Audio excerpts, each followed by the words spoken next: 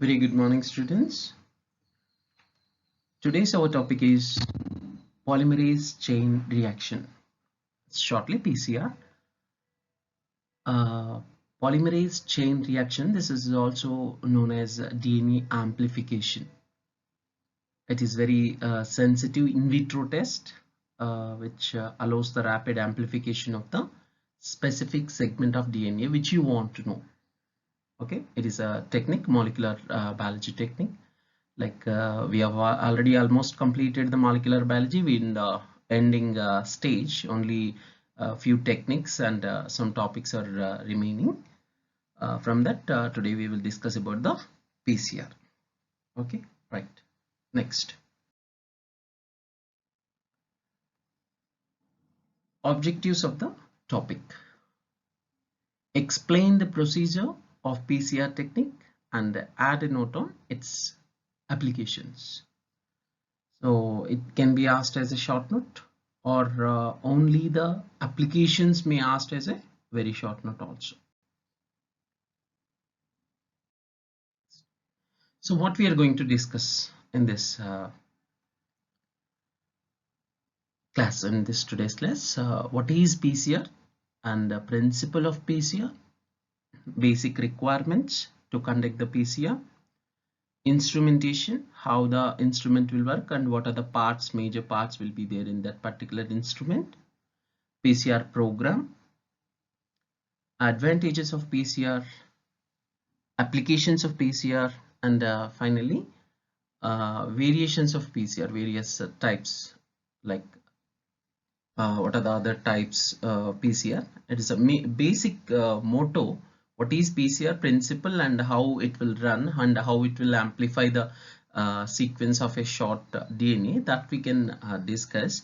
But variations of PCR, to make it more accurate and particular things and all, it has been various PCRs has been identified. That also we will see what are. First, what is PCR? So it is an in vitro DNA amplification procedure. Okay, in vitro DNA amplification procedure in which millions of copies of a particular sequence which you want to know, particular sequence of the DNA can be produced within few hours. So it is like a kind of a Xerox machine for gene copying. So it can be copied n number of copies, whichever whatever the target, at least it should have a minimum DNA fragment also. If you got it, it is very easy to amplify and get more number of copies. It is an in vitro technique. In vitro means, which means a procedure which can be performed in the laboratory. It has first invented by Kary Mullis. He is the first person who is invented about this procedure, laboratory technique. It is in the 1989, and also he was awarded the Nobel Prize in 1993. Now it is become a basic tool in molecular biology. Like basic, like means it is such an extent important one in the molecular biology laboratory.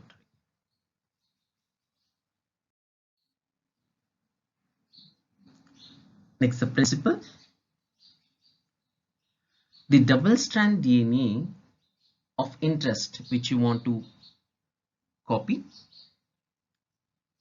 is denatured and separated into two individual strands. The DNA double helical strand has been unwinded and separated.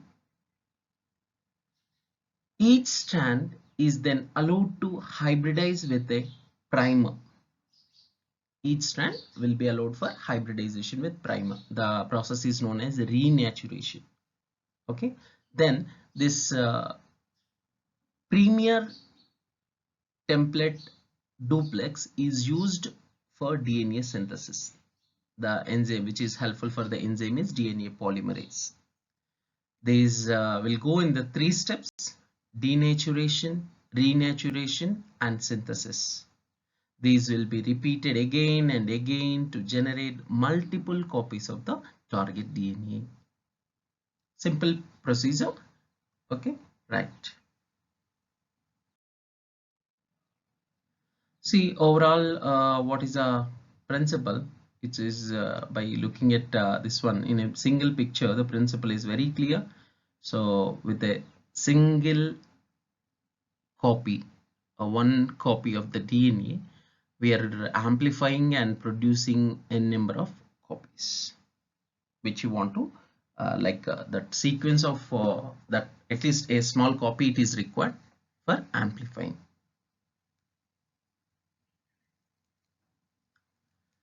The number of double strand DNA pieces is doubled. For each cycle it is going to be double, so that after n number of cycles you will have 2 to the power n. So means, for example, if 10 cycles you have run, so 2 to the power 10, so 2 to the power 10, how much it will be? Around 1024 copies are available after 10 cycles. If you want to more, you can after 20 cycles, 2 to the power 20, it will goes in a millions. Okay, millions of copies will be available. And that next, the requirement, basic requirement for PCR reaction. What are the minimum things it is required? First one, that DNA sequence of the target region must know, which you want to know, which you want to amplify, which you want to copy. So that is first one. So at least minimum of 100 to 35,000 base pairs in length, at least minimum, that is the length it is required for copying of this amplification. So 100 to 35,000, any of this, it is not beyond that, and it is not less than the between 100 to 35,000 base pairs. Next, primers. 2 primers are required, typically 17 to 30 bases in size, and these can be readily produced to commercial companies are available to produce these things and all, and also it can be prepared by using DNA synthesizer, which we can be. Okay, 2 primers. Next one, 4 deoxynucleotides that you know, for DNA what and all it is required. DATP, deoxyadenosine triphosphate, DCTP, deoxycytidine triphosphate, DGTP, deoxyguanine triphosphate, DTTP. Okay, so these are required minimum, right? Next one is thermostable DNA polymerase. Okay, Tuck polymerase. Tuck polymerase, why it is now? Because if unless it is thermostable, what will happen when you, for the denaturation purpose, first what we are going to do is, already in the principle we have discussed, we are going to denature. Denature means at least in a high temperature we are going to separate the 2 strands. So if this Tuck polymerase, if it is not thermostable, so it is also will be denatured, and there will be no use of it. So that's what it is, a thermostable DNA polymerase, Tuck polymerase is required, and which is this is not inactivated by heating. Even if you go for 95 degrees also, it is not gonna deactivate. Tuck polymerase. Next one, DNA thermal cylinder, like it will be the inside the machinery product. So it which this is maybe programmed for to carry out the heating and cooling of the sample over number of cycles. So for each cycle, first it has to go high temperature, then low, then again medium, then one cycle is completed, then again it has to go for high temperature. So to copy the whatever the daughter molecule, again for copying and all it is required. So that's what the thermocylinder, the main component in the PCR machine, that is required. And PCR tubes, PCR tubes are required. So this what is specific for this PCR tube now? It is have an ultra thin walls, which can be perfect for accurate steady thermal transfer. So some accurate temperature has to be transferred to inside the solution, that is also required. Okay, and buffer, you know what is the function of buffer, that is also required. So these are the components. And chemical components, like if we go in detail what are the mixture and what is this one that we will see once in depth of this, the same thing.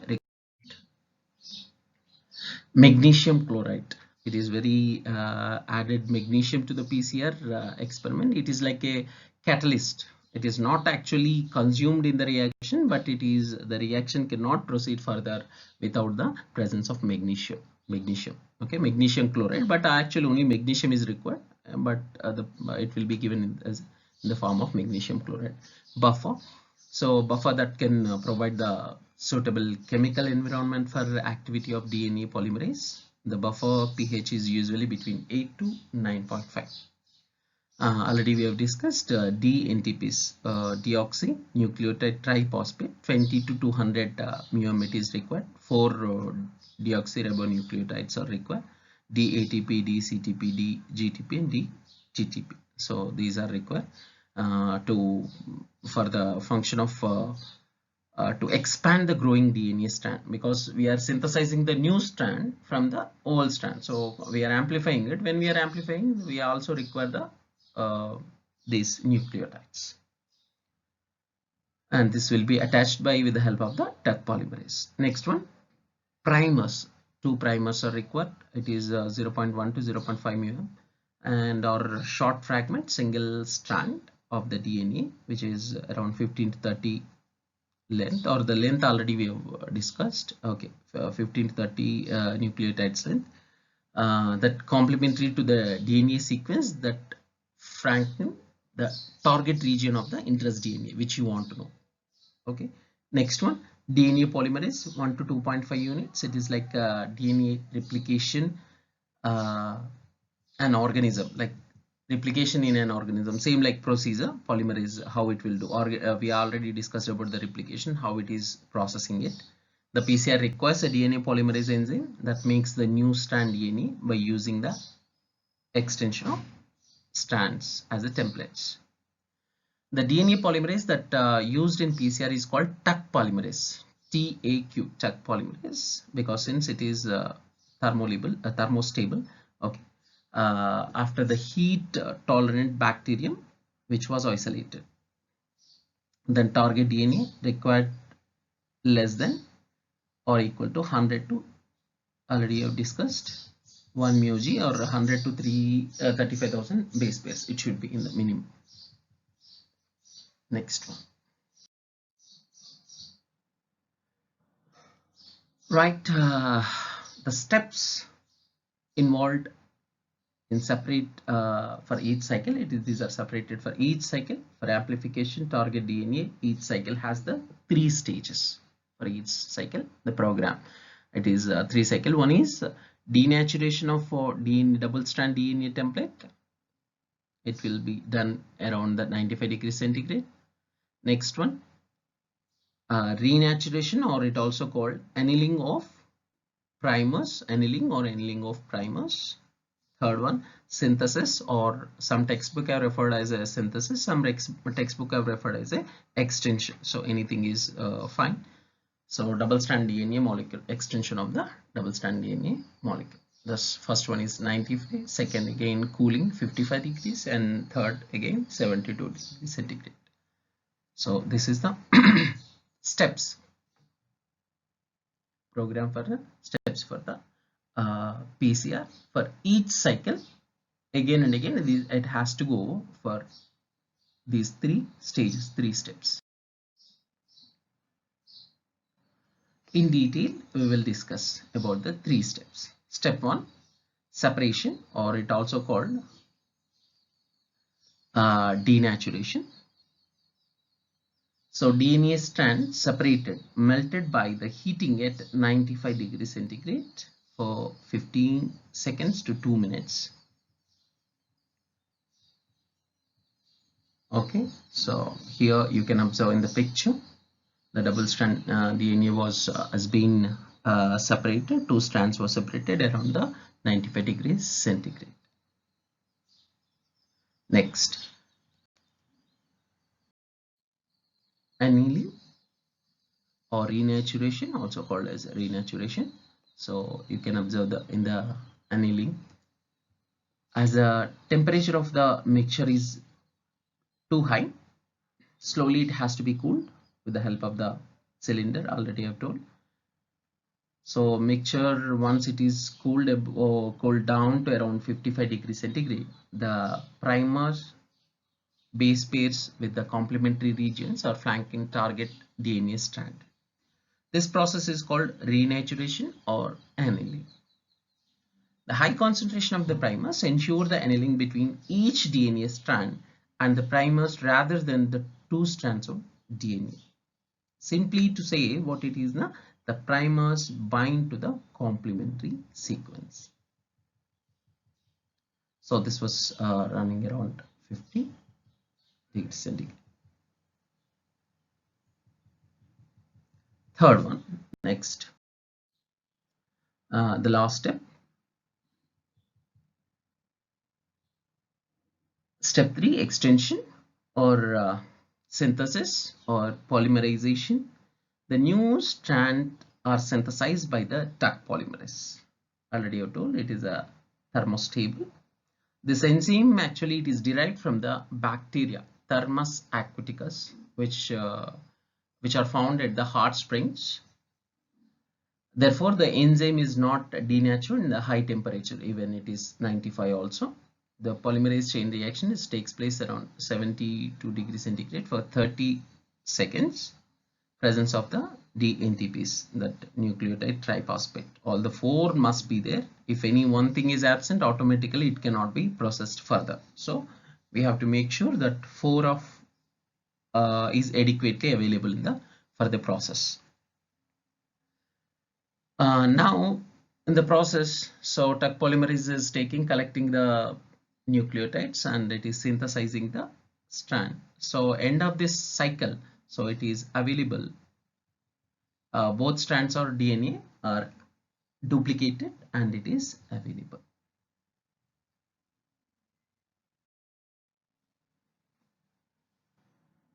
So the total overall cycling process. So the temperature, in which temperature, how it was run. So if you see the denature, it was melted around 95 degrees centigrade. Then step 2, first step, and step 2, it is addition of the primers were added and cooled. It has to be come to the temperature around 50 degrees centigrade. Somewhere they have mentioned 55 also, not an issue. 50 to 55. So annealing of the primer. Third one, next 72 degrees centigrade, extension of the DNTPs with the help of the Tuck polymerase.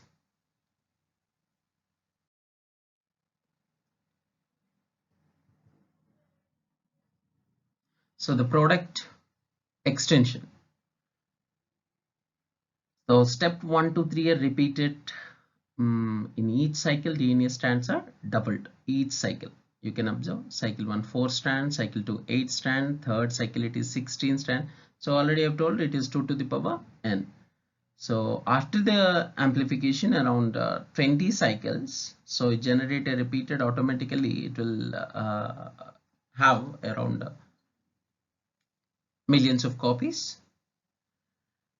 The cycles provided for 1 million times amplification, thus 20 cycles, are generated repeated by the automated instrument called, that already we have discussed, okay, temperature cylinder, temp cylinder. So that is with the help of that only it is the process, entire process. It is like a brain to the system, how the brain to the system, and it is a brain to the complete process technique instrument. Okay. After the amplification procedure, the DNA hybridization technique completion. So DNA hybridization technique or Southern blot analysis is suitable to probe to show the presence of DNA in a simple tissue. So that can be done after the completion of this amplification. Go to the instrumentation. So heating component, compartments, sample holder where we have to place the sample, Heating, it is a main like a various temperature, to maintain various temperature for the PCR. Sample holder for sampling purpose. Power supply. Cooling fans, because the temperature has to come down after after the first step, so immediately the cooling chambers and cooling fans are available. Okay, motherboard to complete monitor the things. So this is about the instrumentation. Next, advantages of PCR. Advantages. So it is a advantage because surely there is no doubt about it. Okay, the small amount of DNA is required for test. It is a very, in a small amount also it is useful. The results obtained are more quickly. It is usually not necessary of use of radioactive substances. Even those who are running also, it is there is no problem for them also. Okay, so radioactive substances like 32P, it cannot be required here.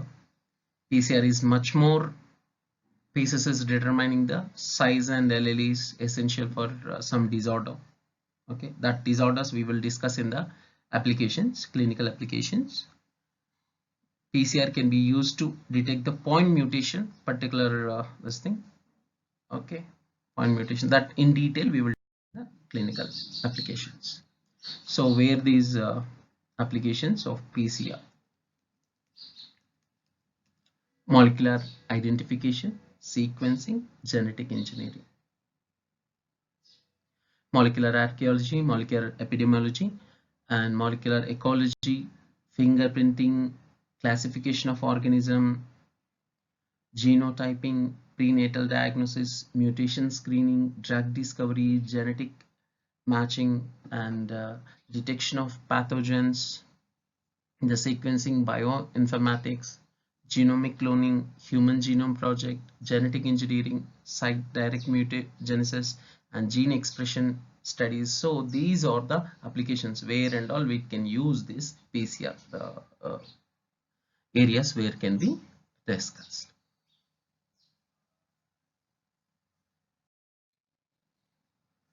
We'll come to the especially which our part, clinical applications. So in the clinical diagnosis, it is also a very good tool.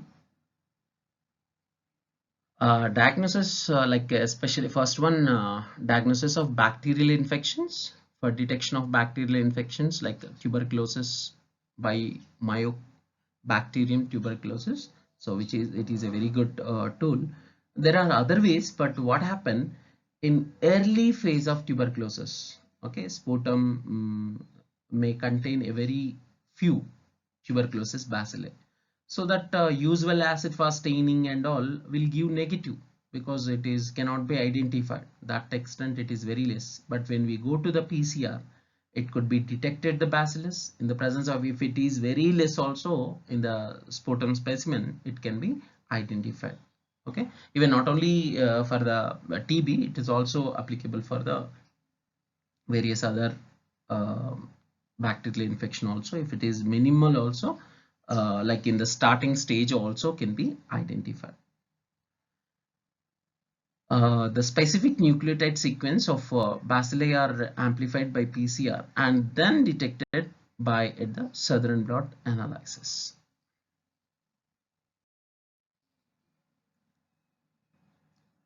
And viral infections,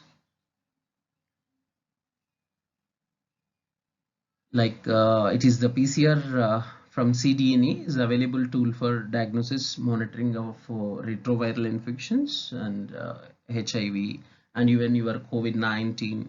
Okay, so these can be easily detected. If the reverse PCR is done, living organism could be detected. This technique is widely used in the diagnosis of viral like COVID-19, HIV, hepatitis C, cytomegalovirus, H1N1, papillovirus.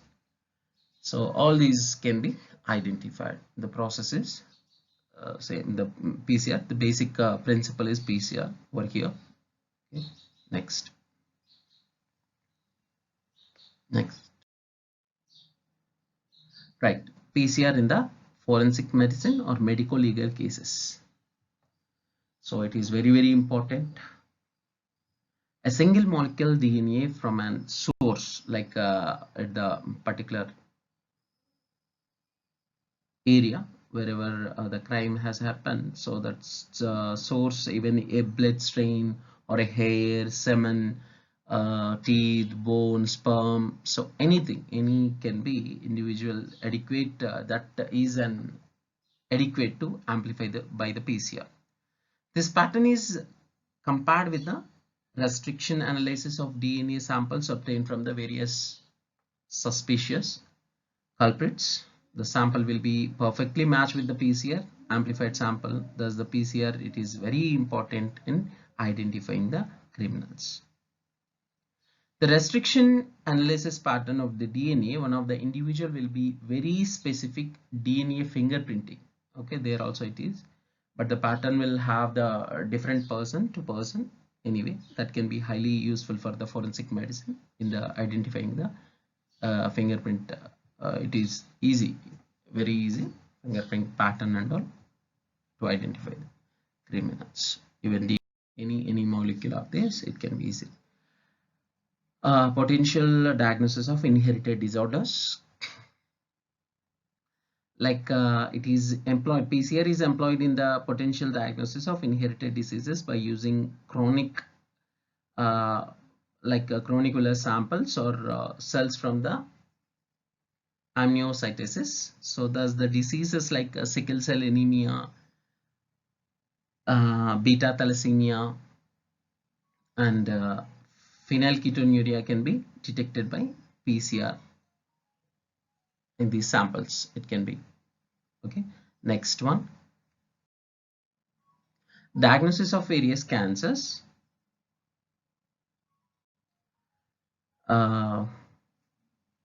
Several virally infected cancers like cervical cancer used in human papillovirus can be detected by this PCR. Cancers which occur due to the chromosomal translation like chromosome 14 and 18 in follicular lymphoma involved in known as genes are identified by this PCR. So chromosomal translation. Next, it is PCR is used to sex determination of the embryo, especially stock embryos like fertilized in vitro fertilization. It can be determined by the PCR by using primers and DNA probes specific for sex chromosomes. So all these things, by using these things, it can be identified. Further, this technique is also useful for detection the sex-linked disorders fertilized in the fertilized embryo. Sequencing. As a PCR technique is much simpler and quicker to amplify the DNA, it is continuously used for sequencing also. For this purpose, single strand DNA is required that we can identify sequencing.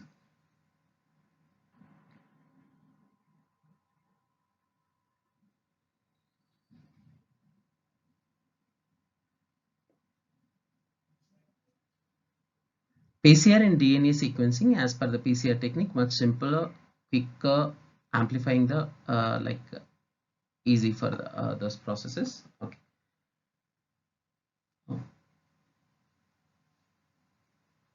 So variations of the PCR. The basic technique of PCR we have already discussed. The simple, the 3 steps.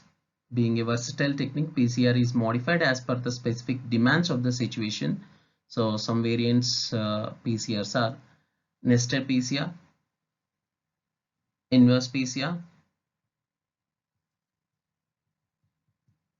reverse transcription PCR, RT-PCR, so asymmetric PCR, real-time quantitative PCR, random amplified polymorphic DNA PCR, amplified fragment length polymerase PCR, rapid amplification of the cDNA ENS PCR. So these are the variants of PCR which were used, depends on the diagnosis, or depends on the versatile technique is used for the specific demands of the situation. So what we can choose which one it is suits for your.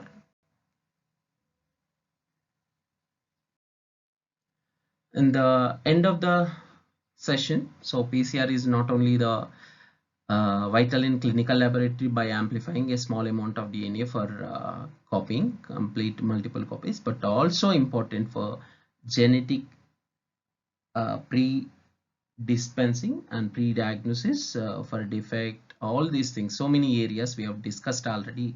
The PCR technology can also be employed in law, like forensic sciences, forensic in the foreign countries, forensic pathology. So it is studied together. So forensic pathology area. So genetic testing, animal stock, vegetables for hybridization and drug screening, medicines, along with many more areas it is used. Polygenetics, fingerprinting, agricultural, genetic research, consumer genomics, and diagnosis already we have discussed. Bacteriology, study of the various bacterial viral infections, all these things can be used. Assignment: explain the procedure of PCR technique and add a note on its applications.